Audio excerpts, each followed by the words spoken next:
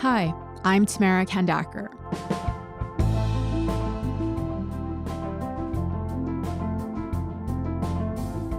So chances are, no matter where you lived this summer, you or someone you know was affected by an extreme weather event.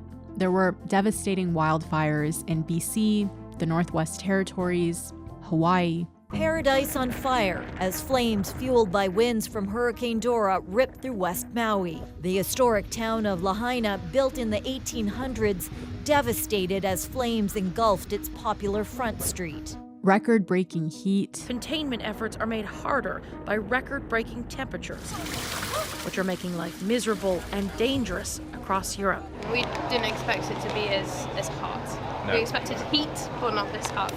Severe drought and flooding. 4 people in Nova Scotia, including 2 children, are still missing tonight after torrential rains hit the province over the weekend. The scale of it leaving people stunned. It's practically biblical. You know, we're just waiting for the locusts now, right? We got the fire, the floods. You know, it's crazy.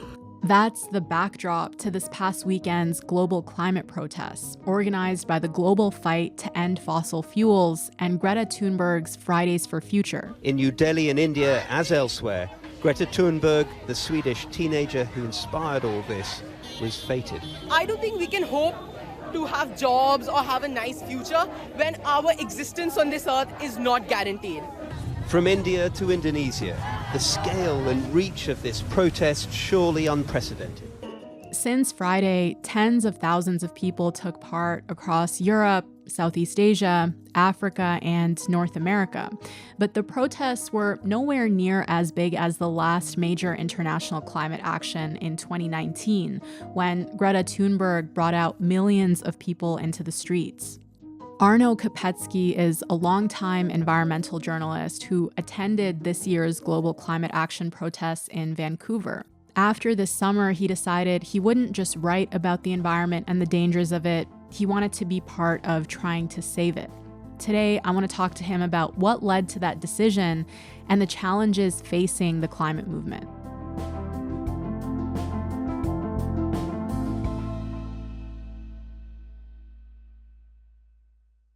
Hi, Arno. Thanks so much for doing this. How's it going?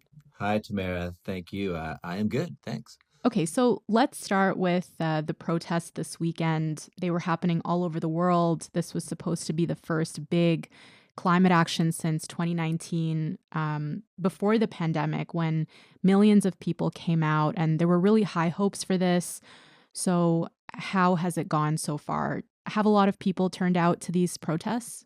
That's right. This is the biggest global climate weekend of action since 2019. And, I feel mixed reviews have come in. So I live in Vancouver. I went to Vancouver's climate march on Friday, and it was a joyous, vibrant event. Thousands of us came out and filled the streets. I went with my daughter, who was 7 years old, and some of her school friends, and they drew signs, and it was an all ages event. There were people from all walks of life, and it was clever and raucous, and there was carnival bands, and it felt very real. It did not feel like a bust at all. Nevertheless, 4 years ago, there was 100,000 people who came out to this march in Vancouver, and on Friday there was 5,000 people. So we have lost an order of magnitude. And I think to some degree, I don't know the global numbers, but I do think you'll see some sort of similar drop in numbers all over the place. So it is definitely smaller than 4 years ago, but also I'm trying to think of another cause or movement that can bring out protesters in, every continent, over 50 countries, over 500 cities, still millions of people out in the streets. Yeah, and there was a lot on the line here because, as I said, there were really high hopes that this would bring out a lot of people because before the pandemic, the climate movement was seeing a lot of momentum, right? Then the lockdowns happened, and that really sort of sucked the wind out of the movement. So can you talk a bit about that and the impact that the pandemic had on climate activism?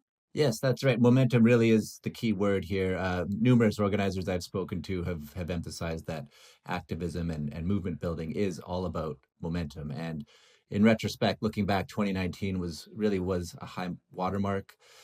You had Extinction Rebellion really burst onto the scene in 2018 and shut down downtown London with a very creative and theatrical series of protests. Protesters wanting the government to take urgent action on climate change have descended on the capital. They have smashed windows at the Shell headquarters near Waterloo, painted their messages on the streets and blocked key roads, saying they'll stay as long as it takes for the government to listen. You know, they brought sailing boats into the middle of traffic and all kinds of really quite incredible obstruction. And, you know, a few weeks later, the UK announced a climate emergency. So that was really effective. And of course, Greta Thunberg was riding a wave of fame back then with Fridays for Future. And that rode all the way to the 2019 protest in New York. Climate change protests happening right now in Lower Manhattan. This is video from Chapter 4 showing the massive crowd marching from Foley Square near the courthouses down to the Battery. Among the people flooding city streets were students who were allowed to skip class today to join this cause. Also down there, activist Greta Thunberg, who recently sailed to Manhattan to drive home her points. Well, that was also a global protest that, like this weekend, was the epicenter was New York City, ahead of the UN's Climate Ambition Summit, then as now. And so that, you know, with Greta Thunberg's star power and all of that momentum building, climate change was already having significant impacts 4 years ago as well. So people were out in force. And then along came the pandemic. And like you said, it just sucked the wind out of not just the climate movement, but certainly including the climate movement. Not only did it make it really impossible for people to gather in numbers, but also a lot of the organizations that organize these things, they lost funding, they lost members, and so everything really was set back by a number of years.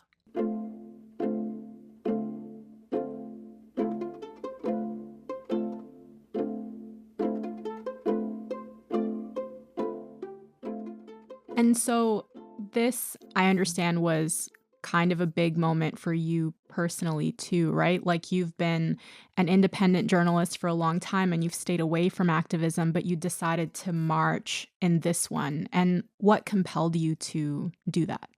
That's right. I have been covering environmental issues and climate change for almost 20 years now. And, you know, I've covered a lot of activist movements and actions and over those years, and always kept them at a bit of arm's length, partly for professional reasons that, you know, it's important to have a boundary between yourself and the people that you are writing about and covering. But also, I think personally, you know, activism, I think it's important to say that, you know, no big social change has ever happened without activism. It's never been unaccompanied by activism. That's why we have child labor laws and minimum wages and, you know, the civil rights movement as a gold standard, I think, for that. But a lot of activism is also expressed in the language of certainties, and there's a tendency to banish complexity and deliver simple, clear messages through slogans that often rhyme. And I've always had a bit of an uncomfortable relationship with that. As a writer and a journalist and a storyteller, I lean towards uncertainty, and I tend to question myself and others. And I have a lot of curiosity. And so, yeah, I have more questions than answers, I suppose. But this summer in July, things just got so hectic. You know, the state of the climate impacts, the brutality of them and the global spread of them. You know, I've been writing and thinking about them for almost 2 decades, but to see them actually arrive with such force and violence this summer really shook me, and it made me think, you know, maybe I'm being a little too principled about this, and maybe I'm overthinking things a little bit, and maybe I can just get into the streets and join the chants for a minute and surround myself with like-minded people and try to make some noise. Yeah. I've kind of wrestled with the same thing too. Just yeah, I guess, like, how to feel about this as a journalist. It's sometimes hard to feel, it's hard not to feel like what you're doing is is futile, even though it's important. And you wrote in the Globe earlier this summer that the impact of carbon emissions have finally untethered from the abstract hypotheticals of scientific literature and leapt into the daily lives of several billion people. And so you just touched on this. We're at the tail end of summer now, so it feels like a good time to recap kind of how it went. How did we experience this in North America? Hmm. Yes, I think this was really the summer that the evidence of our senses caught up to the theories that we and the predictions that climate scientists have been delivering for years, and journalists have been reporting on for years, and it was no longer a matter of abstract truths distant from us in time and future, but now it's the smoke coming through our windows. It's the water coming up our door, under our doorsteps. I think in July when I wrote that, there was no part of North America that was untouched by some combination of wildfire or wildfire smoke or drought or heat dome. Smoke had drenched New York and Chicago and Toronto and Ottawa. Tens of millions of people across eastern North America will be struggling to breathe today through another day of thick, almost soupy air quality. This is the entire southern United States and northern Mexico was blanketed in this epic heat dome. I mean, Phoenix, Arizona set a new record. We're seeing a big heat dome over the Southwest, and it hasn't moved for weeks now. And so that's really the problem, is that we're stuck in a specific weather pattern as opposed to having them come and go as we're used to. It's very dramatic, and that's what really got to me.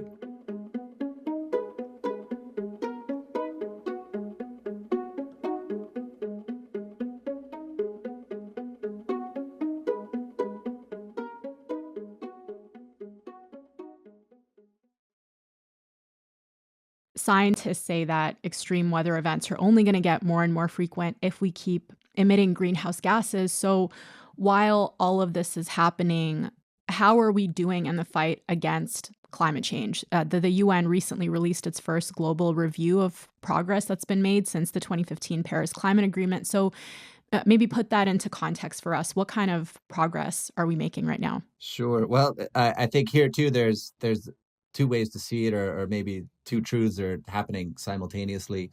One is that the oil industry and oil and gas are booming. They're making more money than ever. Last year was a year of record profits. We are producing more oil than ever before in history and burning it. The U.S. and Canada are leading that charge. Canada is the fourth largest producer of oil in the world. The U.S. is the largest. And in Canada, we have doubled production since 2010. And it's still going gangbusters. So that's one reality, and it's grim. But at the same time, there's a much more hopeful and positive counterpoint to that reality, which is expressed in clean energy expansion. And there's just as we're hitting tipping point after tipping point in ecosystems sort of flipping in bad ways and scary ways, the renewable explosion is also hitting its own positive series of tipping points. Next year, about a year from now, according to the IEA, by 2025, the International Energy Agency predicts that renewables will replace fossil fuels as the world's number one source of electricity.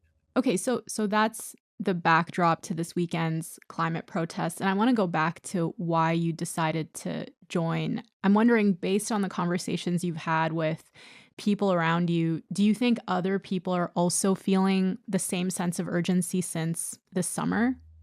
I do. I don't know about you, but many of, definitely I have a slightly self-selecting crew of friends and family, but certainly many of us are terrified and aghast at what's happening. Ironically, Vancouver, where I live, had a pretty mild summer. We didn't get too much smoke. We had a little, but we've had many worse summers for smoke in the last 5 years than this one. But just seeing the news come in from all over everywhere else has in terms I have just tried to describe, very overwhelming, and certainly many people felt that. And I want to go back to something you said earlier about, what made me sort of think about going beyond journalism and entering the fray of activism. There does come a point when, as a writer, you feel like, well, am I just observing events. Is that enough? I believe deeply in the power of words. I don't think they are superfluous. I've lived in countries where dictatorships really persecute journalism, and I take that as one very powerful indicator that journalism does matter and make a difference. But you always ask yourself, is there more that I could be doing? And there's also a rich tradition of amazing writers who have crossed over and both write stories and do journalism, but also enter activism. I think of George Orwell and Albert Camus. There's Naomi Klein and Rebecca Solnit today, and John Valiant. So it's certainly possible to do both without necessarily becoming a propagandist or a cheerleader. And I think that's the fear, and that's partly what makes me a bit nervous about associating myself or aligning myself too closely with activists.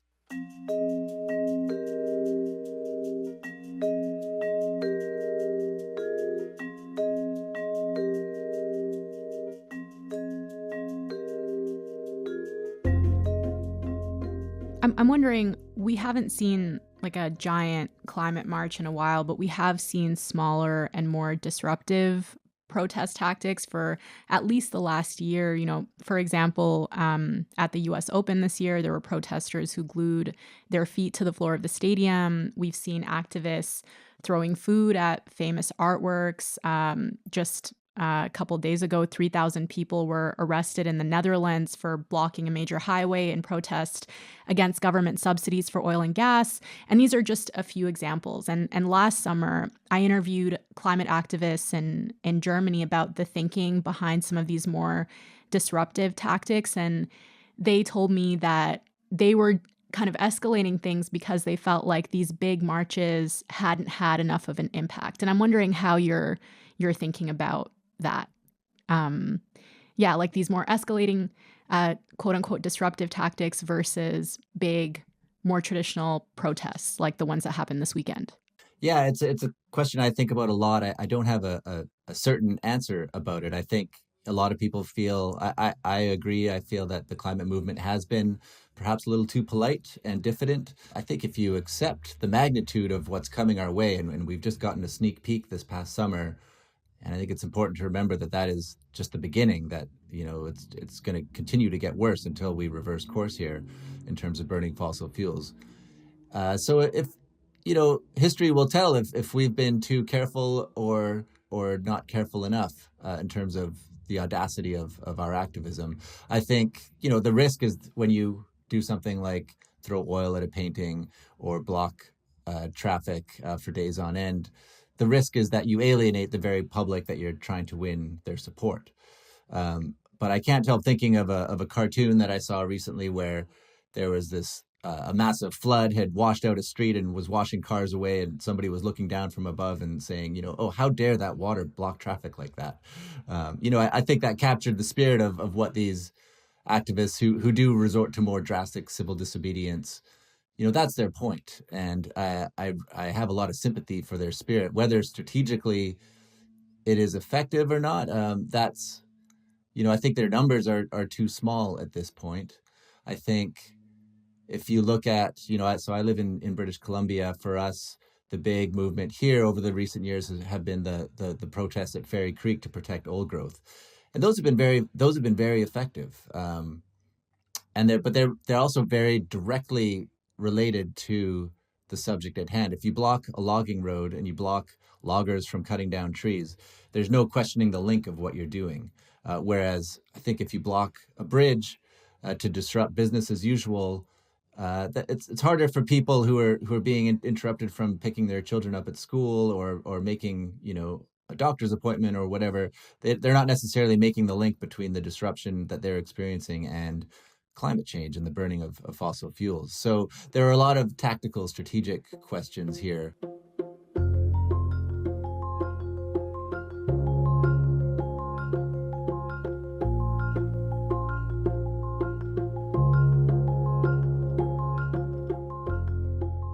I was thinking about this just kind of in the lead up to our conversation, and I remember asking activists about, why they've decided to target paintings and other symbols that don't on the surface seem to have anything to do with climate change. And the argument that they make is that targeting symbols of climate change often doesn't get the same buzz and it doesn't piss people off enough. And they also talk about something called the radical flank effect, which is something that happens in a social movement where if you have a radical flank, that can increase support for moderate factions by making them seem more reasonable. So yeah, it's just really interesting to see how activists are kind of grappling with these questions. I'm wondering, have you had any conversations with organizers about the lessons they've learned about how to create and sustain momentum since the pandemic? Well, the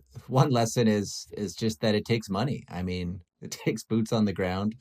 The people I spoke to, the local organizers of the march here in Vancouver, were volunteers. They put in, there's a range of how much time they can put in. One fellow I spoke with, he didn't want me to share his name because he was afraid that he told me he'd been putting in so much time that he was afraid that his employer would be upset with him if they realized how much time he's been putting into volunteering for this. And I think it's been cutting into his work life a little bit. That's, you just can't expect people to do that day in, day out for weeks, months, years. I think one of the reasons also that this year, in spite of its success, I do think that this weekend has been and will be very successful as the Global March goes. But part of the reason that it hasn't been as big as before is also that there's just so much other stress in people's lives. We have a cost of living crisis that's going on, a housing crisis, inflation. There's any number of things. And so protests like this, I have an immense amount of respect for the people who volunteered all of their time and really learning how to do it as they go. It's a lot of people who have never done this before. So you need professionals to maintain these movements. You need money to go into it. You need to pay people to get on the phone, to have these meetings, to go door to door, to put up posters, to put out the word, to reach out to journalists, to have these interviews. It all takes time. And I think if you want to build these movements, it needs to be, grassroots is great and equally important, but you also do need professionals to sustain these things and to build on what's going to happen next. It's going to take more organization, whatever it is.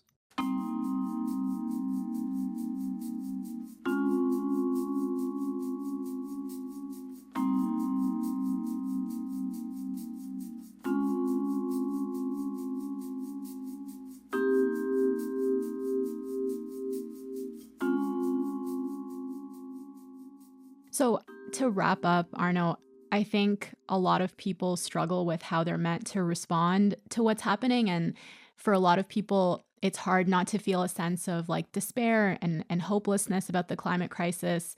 And, even you talked about kind of questioning the impact of journalism alone. And I wonder how participating in the march has affected your own sense of like morale and sense of hope about the future. How does it feel to be part of something like that?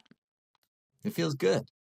It feels really nice to be surrounded by like-minded people who are, intelligent, professional, clever, and creative, and there's song, there's joy. I don't need to tell you that it can be lonely work being a journalist and a writer sometimes. You're in a room, you're alone, thinking about these things, working on these things. I like solitude, but it's very nice to get out also and be surrounded by people in a movement and realize that you are part of something bigger. I think that is just a fundamental human trait, that we all long to belong to something bigger than ourselves and to know that our values are shared by others. And so that was one really real thing about this weekend of just getting out and sharing that joy, as well as, of course, sending a message to our political leaders and to business leaders that, this is a real movement. You can take some chances and we'll have you. You will be rewarded for taking risks on behalf of climate. Arno, thank you so much for this conversation. It was lovely to talk to you. Tamara, great to speak with you as well. Thank you for covering this issue.